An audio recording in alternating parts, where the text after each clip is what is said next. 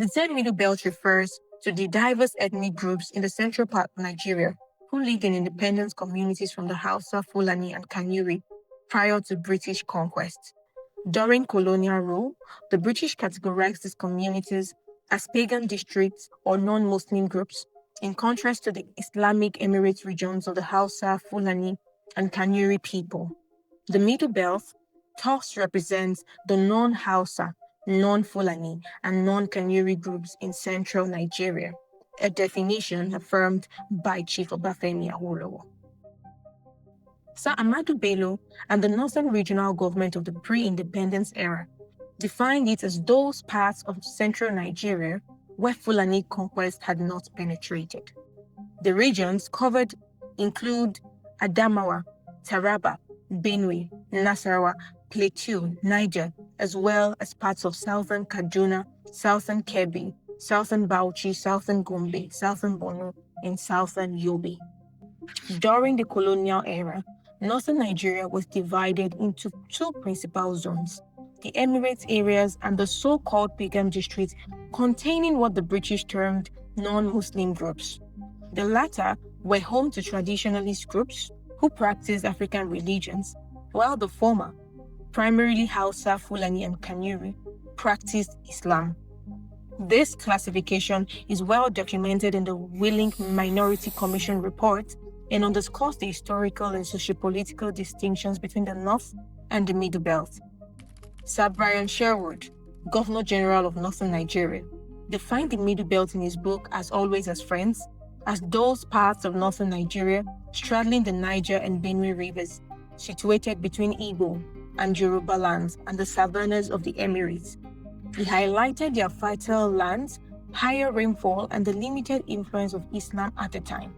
The Northern Regional Government offered a geographic definition, identifying the Middle Belt as comprising Ilorin, Kaba, Benue, and Plateau provinces.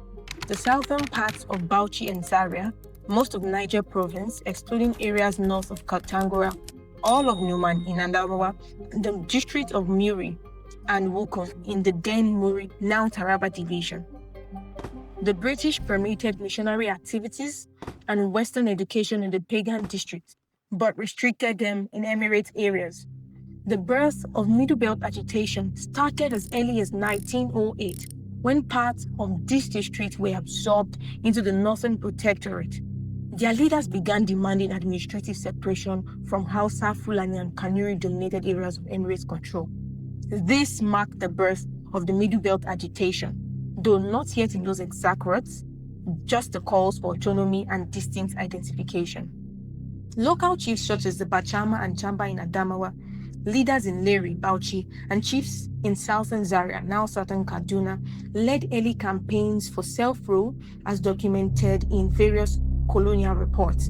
The 1921 census identified over 200 ethnic groups in the Middle Belt and over 250 in northern Nigeria, highlighting its vast ethnic diversity.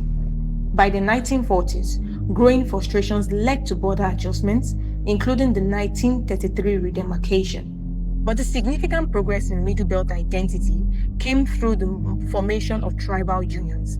These unions formed a more structured way than the previous method of tribal chiefs making appeals to colonial government. Tribal unions emerged as powerful grassroots platforms protesting the inclusion of their communities under Islamic hegemonic Fulani Emirate rule. Education was a great catalyst in this, as missionary-led Western education, championed by the Sudan United Mission, equipped a new generation with political and governance tools. By 1930, there were 152 mission schools with over 3,400 pupils, most in the Middle Belt.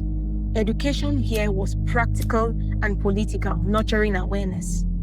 Another factor that helped the Middle Belt movement was the return of many veterans from the Second World War. Many of the early activists were World War II veterans, disillusioned by the governance they returned to. These ex-servicemen were pivotal in organizing resistance against Fulani political dominance, joining forces with locally educated youth. They created formal organizations that championed emancipation struggles, initially forming the Non-Muslim League. The group eventually rebranded to the Middle Zone League and then to the United Middle Belt Congress, UNBC, The reason for so many name changes were to clarify the initial name. The British called them non-Muslim groups, which was where the name Non-Muslim League was founded, but due to the misinterpretation that it was anti-Islamic, it was changed to Middle Zone League and United Middle Belt Congress. The UNBC later aligned with Obafemi Awolowo's Action Group, which supported the creation of a distinct Middle Belt region. The 1931 census further solidified the Middle Belt identity, revealing distinct linguistic differences from the North. Yet, opposition persisted from the Arewa North towards this distinct identity.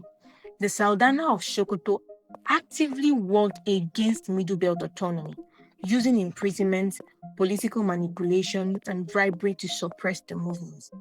After independence, the Tiv, the largest ethnic group in the Middle Belt, revolted against heavy taxation and consistent raids of its party headquarters and meetings under the Saldana's rule. The rebellion was violently suppressed, leaving many dead and further intensifying tensions. These events contributed to the 1966 coup that led to the assassination of the Saldana. When General Yakubu Gowon, a Middle Belter himself, rose to power, he dismantled the northern regions, creating 6 new states. This was celebrated in the Middle Belt, finally bringing administrative separation from Hausa Fulani dominance. He faced opposition from staunch Arewa nationalists like Murtala Mohammed, but in the end, state creation helped in reducing fears of domination by Arewa on Middle Belt communities. In 1986, General Ibrahim Babangida, a self-proclaimed Hausa, assumed power. Some of his controversial policies sparked a renewed Middle Belt identity movement. The Middle Belt Forum was established with General T.Y. Danjuma, a chamber from Taraba, as its first president. The forum broadened its goals to include promoting democracy and advocating for power rotation in Nigeria, key positions which he defended at the 1995 Constitutional Conference under General Abacha. The Middle Belt remains a vital force in Nigeria's political landscape, but the region is now under siege once more. Since Nigeria's return to democracy in 1999, the Middle Belt has been engulfed in a silent war, one that has claimed tens of thousands of lives and displaced millions. Beneath this tragic conflict lies a tangled web of history, politics, identity, and land grabs, as affirmed by various state governors in the region. At the center of this crisis are Fulani military attacks from the north, frequently mischaracterized as farmer-headed clashes, but in reality, a brutal campaign of aggression that threatens Nigeria's social fabric. The Middle Belt, traditionally home to farming communities, has come under fierce attack that has spread to hundreds of communities over the last 2 decades. In recent years, it has become a battlefield. Armed Fulani herdsmen, many linked to transnational militias, have unleashed coordinated attacks on villages, usually under cover of the night. Homes are touched, families slaughtered, and farmlands decimated.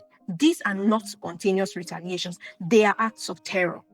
The Nigerian government continues to label this as clashes, but the organized nature of the attacks says otherwise.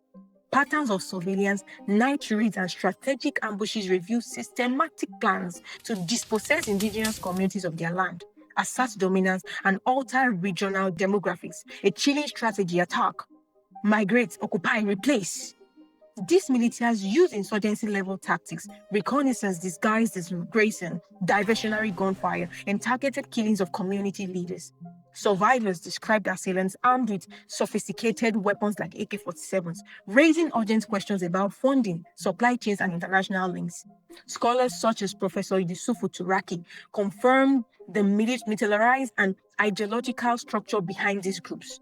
The violence is neither random nor isolated. Villages are attacked violently multiple times. Residents are trapped in cycles of displacement, and the resulting humanitarian crisis is crushing the already fragile infrastructures. It mimics the Janjaweed in Sudan's approach in a 3-layered style of attacks, where the first gauges their level of strength, and the second and the third is and obliterates them with more advanced firepower. This conflict is no longer just about cattle or climate migration.